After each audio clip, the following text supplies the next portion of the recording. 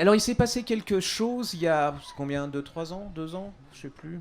Enfin pour moi c'est il y a 2 ans, un an. Ces trois lascars là ont fait complètement exploser le polar français. Alors attention, hein, je vais pas me faire d'ennemis non plus. J'adore Karine Gibel, Norek, Tilliez et tout ça. Pour moi, bon, on a été parmi les premiers à en parler, donc ça reste pour moi des fondamentaux du polar français. Et puis il est arrivé ces trois choses-là qui font un peu peur quand on les voit physiquement. D'ailleurs, vous avez raison de vous méfier parce que quand vous lisez ces livres, c'est encore plus terrible. Et donc ces gens ont complètement... j'avoue que, bon, j'en lis beaucoup. Je suis passionné par le polar, mais bon, on lit des polars, quoi. Voilà. Et là, en fait, c'est comme trois baffes. C'est trois choses à tel point qu'il y a des gens qui peuvent pas. C'est-à-dire qu'au bout de 10 ou 15 pages, c'est tellement fort, tellement puissant, tellement différent, tellement jamais vu. C'est comme s'ils avaient bousculé des barrières. C'est-à-dire que je sais pas, moi j'avais pas cette impression-là, mais que voilà. Et depuis que je les ai lus, je me dis il y a quand même quelque chose qui vient de se passer. C'est très très rare parce que l'édition française c'est plein de gens de bonne qualité et il y a aucun problème, mais ça reste très très très très bien, très voilà. Et eux, ils sont mal élevés, quoi. C'est ce que je saurais à dire. Ils sont très, très, très mal élevés. Et ils sont très mal élevés parce qu'ils bousculent les codes, ils disent des tas de choses qu'on ne dit pas, ils racontent surtout des choses qu'on ne raconte pas, ils le racontent sans censure presque. Mais alors, ce qui est énorme, c'est qu'ils le font avec talent.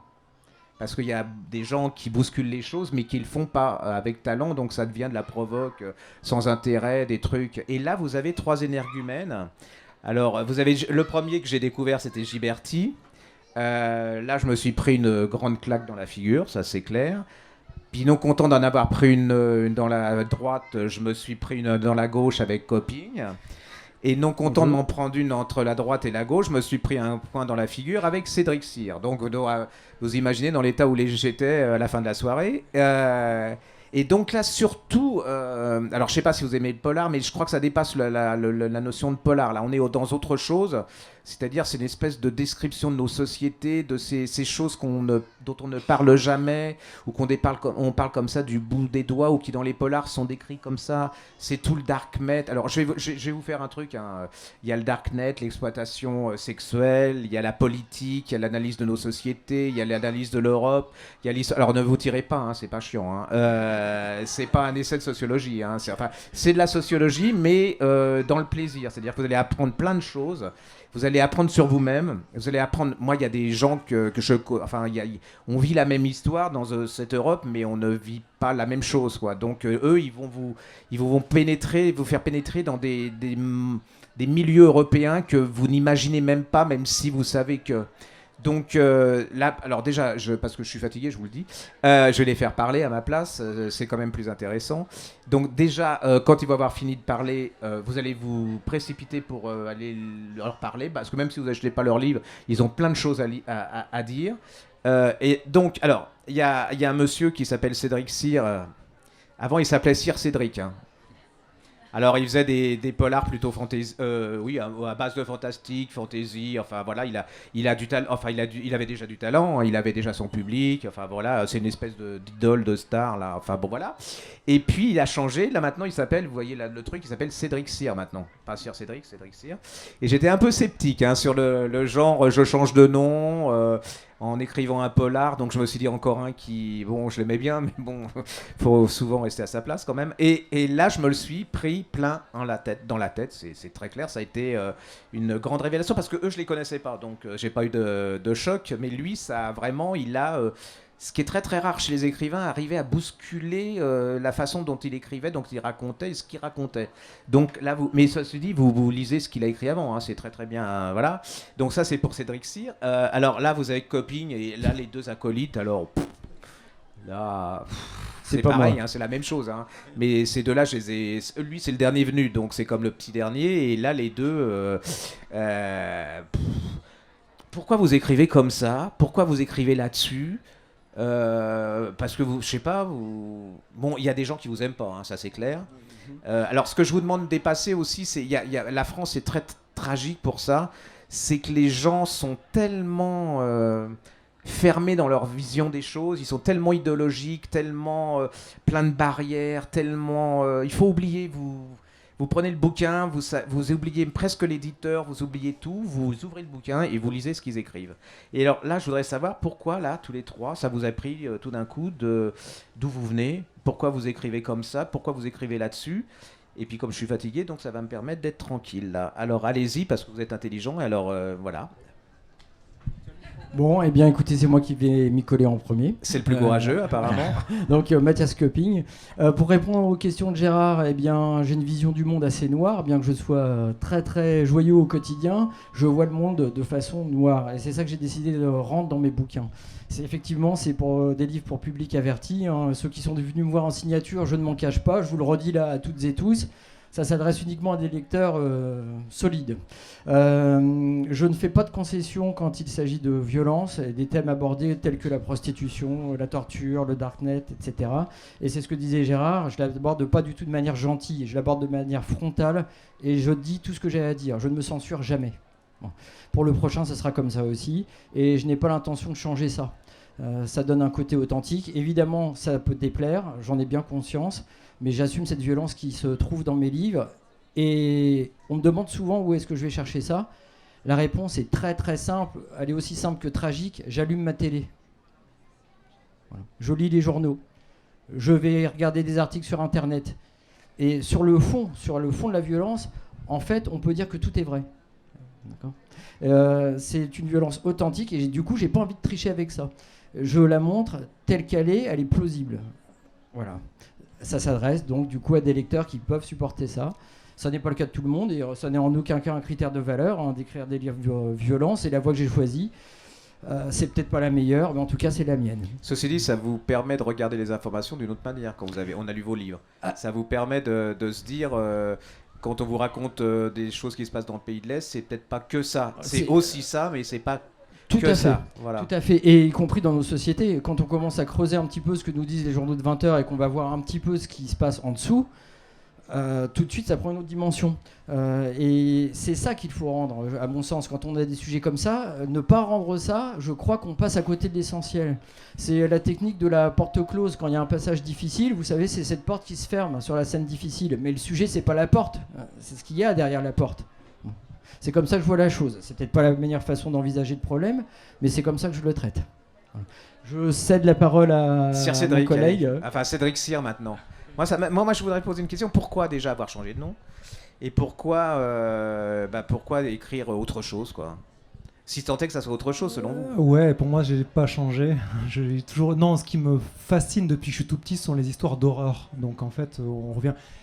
Je pense que des trois, je suis vraiment le plus soft, me semble-t-il. Enfin, faut être. Enfin, je vous relativise. Enfin, c'est pas Agatha Christie non plus. Hein. Enfin, vous offrez pas ça à votre grand-mère, quoi. Enfin, faites gaffe, quoi. Enfin. Ouais, mais alors pour le coup, j'ai les trois générations dans les familles qui me lisent. J'ai vraiment les enfants, les parents et les grands-parents. Moi, ce qui m'a toujours fasciné sont les histoires, c'est l'être humain et les histoires d'horreur. Alors, c'est difficilement justifiable moralement, mais j'ai pas la prétention de parler de la société, j'ai pas de message dans mes bouquins, j'ai même pas la prétention, comme toi, d'aborder des sujets noirs du quotidien. Ce qui m'intéresse, c'est le divertissement sans aucune autre prétention. Il se trouve juste que la forme de divertissement que je préfère, c'est l'aventure, l'action. J'ai commencé tout petit à lire des romans de Bob Moran, ça a commencé comme ça finalement, la littérature plaisir. Et quand j'ai commencé à écrire, pour revenir à ta question sur le pseudo, j'avais tout simplement pris mon surnom adolescent qui était Sir Cédric, et ça allait bien à l'époque parce que j'écrivais des histoires qui étaient toujours empreintes de surnaturel, de fantastique, très influencées par Stephen King en fait. Mais Stephen King, en fait, on en revient toujours à ça. Qu'est-ce qui fait le génie de Stephen King et qui fait qu'il a révolutionné la littérature dans les années 70 et 80, c'est qu'il parlait de la classe moyenne américaine au quotidien, au-delà des métaphores de possession, de vampires, de tout ce qu'il a pu faire, de maisons hantées, Shining. C'était la classe moyenne avec ses cauchemars, les familles en train d'exploser, les problèmes de chômage, d'alcoolisme, de problèmes existentiels, mais vraiment Moi, j'ai grandi dans l'Aveyron, donc dans les années 80, et ce que Stephen King racontait sur ses familles, c'était ce que je vivais dans l'Aveyron. Et donc, j'ai changé de pseudo récemment, à mon 11e roman, parce que j'avais envie d'être pris davantage au sérieux. Parce qu'effectivement, Sir Cédric, ça donnait plus mon look, ça donnait une image un petit peu trop fantasy, justement. Les libraires, c'était peut-être ton cas, ne savaient plus où me classer, s'il fallait mettre la lettre S ou la lettre C, ça compliquait plein de choses. Et surtout, je ne me reconnaissais plus dans le pseudo Sir, tout simplement.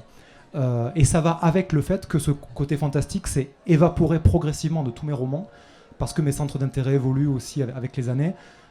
Et mes 2 derniers romans, en tout cas, sont vraiment ancrés dans le réel. Donc mon dernier, Vindicta, est totalement réaliste.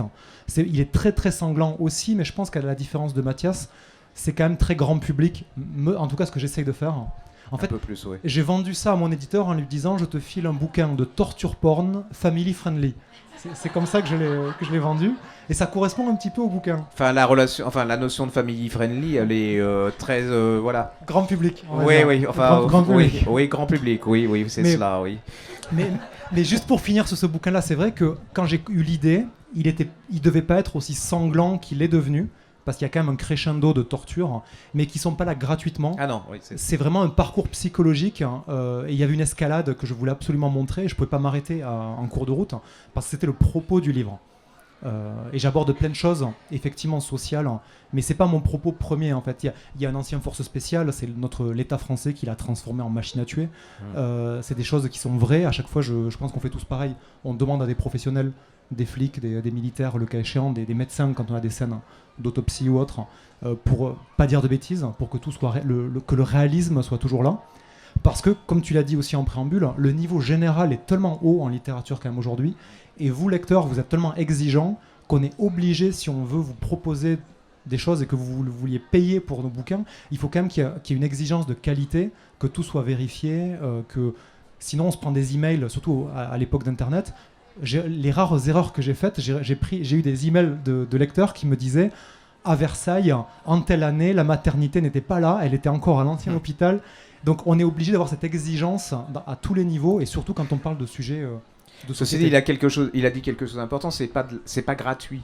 C'est-à-dire que c'est ça la différence entre les gens qui ont du talent ou pas du talent. C'est-à-dire que leur violence n'est pas gratuite. Il y a des gens qui font des livres d'horreur, donc ça c'est une catégorie très particulière.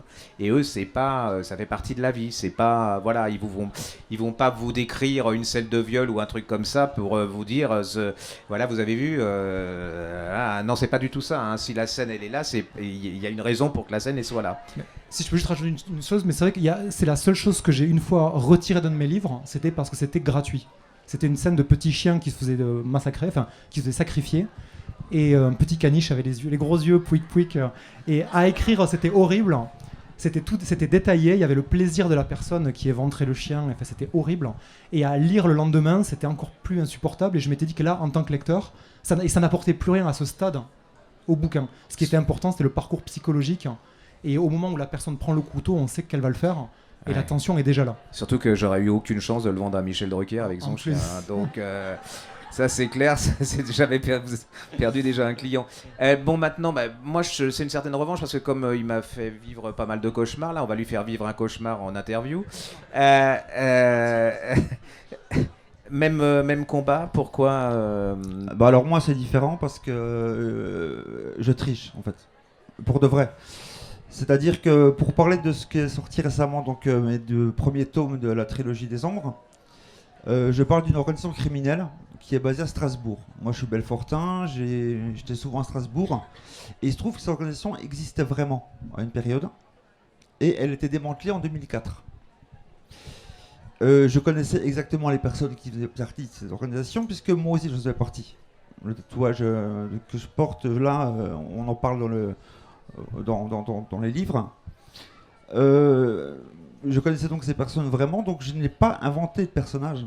Les personnages existent vraiment, certains sont vivants, certains sont morts, d'autres sont en prison, d'autres on n'a pas de nouvelles.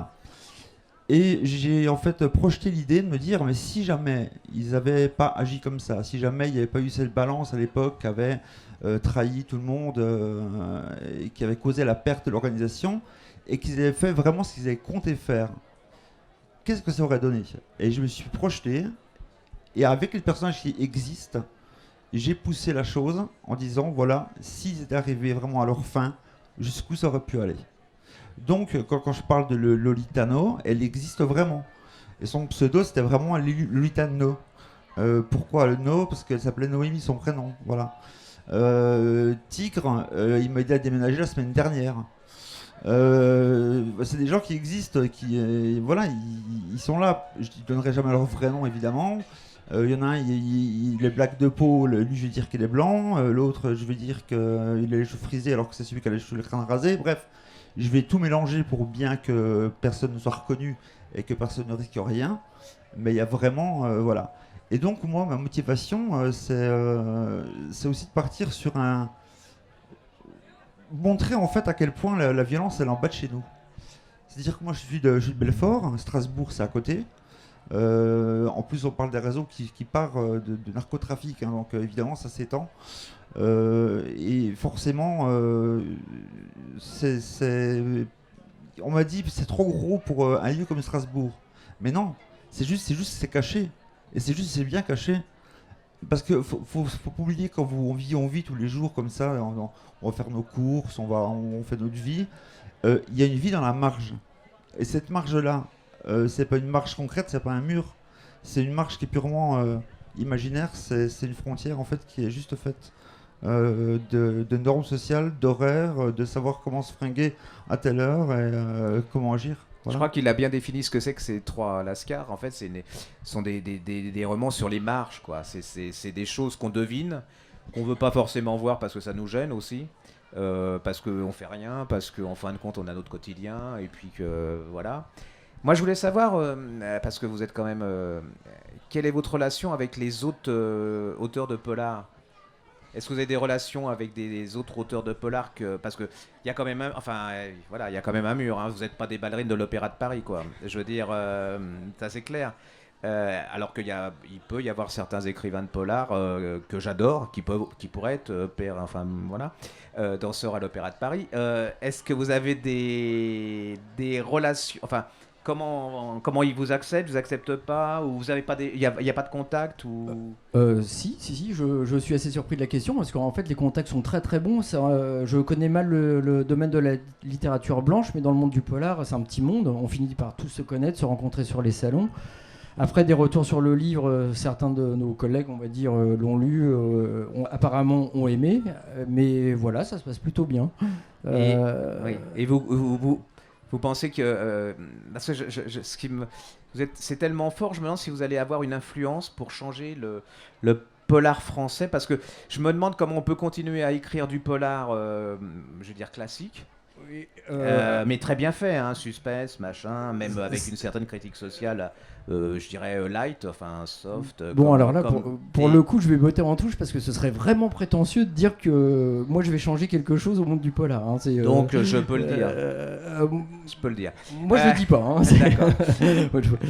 Donc je le dis pas. Voilà. Donc là, vous avez une belle brochette, quoi. Mais c'est exceptionnel, hein, parce que.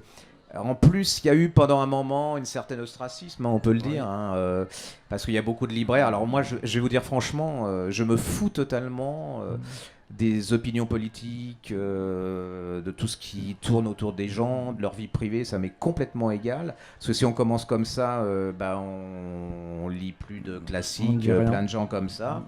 Et puis, ce qui compte, c'est 1, le plaisir, 2, le talent, 3, s'ils ont réussi à me... changer ma vie pendant quelques temps ou me dire voilà, je pensais ça comme ça, et puis même si je pense pas forcément comme vous, j'ai une petite truc qui commence à être dans ma tête, et quand je regarde les infos ça commence à faire quelque chose. Donc là, c'est le plus important pour un livre, hein, que ça soit des polars ou que ça soit de la littérature blanche, c'est quand les auteurs avec leurs livres commencent à influencer sur votre un peu mental, si tant est que j'ai un mental. Donc tout ce que je vous demande, c'est ça, c'est-à-dire que allez les voir, essayez de lire leurs bouquins, même si vous ne l'achetez pas, vous l'ouvrez la première. Alors ça, c'est un test, c'est-à-dire quand même, il y en a certains, commencez à lire les 5-6 premières pages. Bon. Si vous missez pas au bout de la 6e page, non, je plaisante, mais si vous commencez pas à blanchir, à avoir un malaise vagal, allez-y, parce que c'est vraiment trois grands moments de l'édition française depuis 10 ans. Ça, je le dis clairement. Et pour le polar et pour la littérature.